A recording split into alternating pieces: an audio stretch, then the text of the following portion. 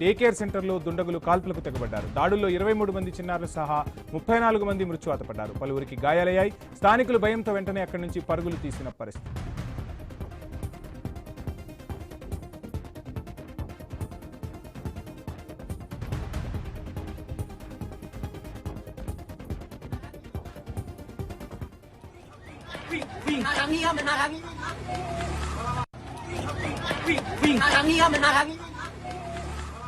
Right, ఇక Thailand లో ఘోర ప్రమాదం చోటు చేసుకుంది. ఒక రకంగా చెప్పాలంటే 23 మంది చిన్నారులు సహా 34 మంది మృత్యువాత పడటం అందరినీ కలిచివేస్తున్న పరిస్థితి మనం స్క్రీన్ పై చూడవచ్చు. ఏ విధంగా అక్కడి ప్రజలు పరుగులు తీస్తున్నారు.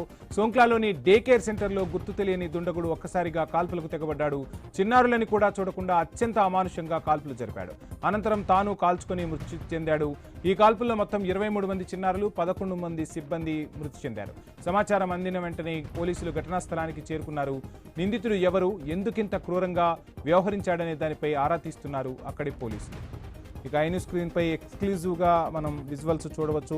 సో ఏ విధంగా అక్కడి ప్రజలు పరుగులు తీస్తున్నారు. ఒక డే కేర్ సెంటర్ లో తీవ్ర విషాదం అయితే చోటు చేసుకుంది. సోంక్లాలోని డే కేర్ సెంటర్ లో దుండగుడు కాల్పులు జరపడంతో 23 మంది చిన్నారులతో పాటు అక్కడ ఉన్న సిబ్బంది మొత్తంగా 34 మంది ప్రాణాలను కోల్పోయారు. థాయిలాండ్ లో ఈ దారుణం అందరినీ కలిచివేస్తున్న పరిస్థితి.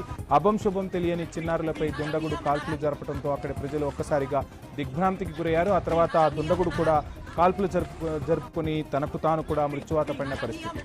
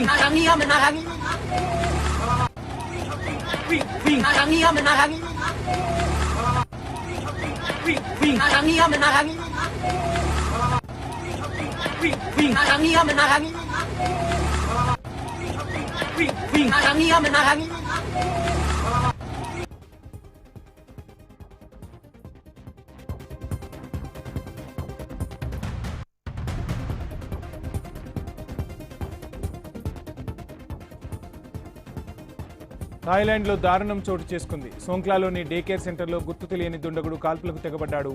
చిన్నారులని కూడా చూడకుండా అత్యంత అమానుషంగా కాల్పులు జరిపాడు. అనంతరం తాను కూడా కాల్చుకొని మృతి చెందాడు.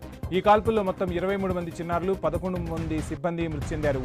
పోలీసులు ఘటనా స్థలానికి చేరుకొని విచారణ జరుపుతున్నారు. సీసీటీవీ ఫుటేజ్లను పరిశీలిస్తున్నారు పోలీసులు.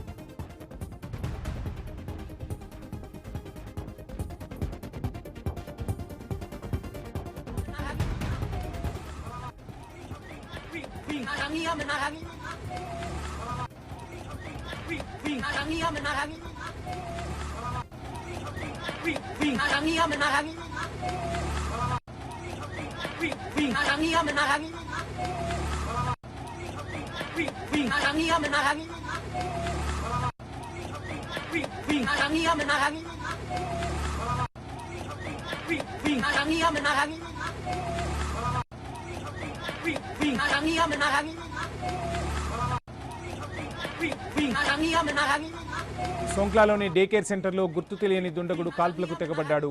చిన్నారులని కూడా చూడకుండా అత్యంత అమానుషంగా కాల్పులు జరిపాడు. అనంతరం తాను కాల్చుకొని మృతి చెందాడు. ఈ కాల్పుల్లో మొత్తం 23 మంది చిన్నారులు, 11 మంది సిబ్బంది మృతి చెందారు. పోలీసులు ఘటనా స్థలానికి చేరుకుని విచారణ జరుపుతున్నారు. సీసీటీవీ ఫుటేజ్లను పరిశీలిస్తున్నారు పోలీసులు.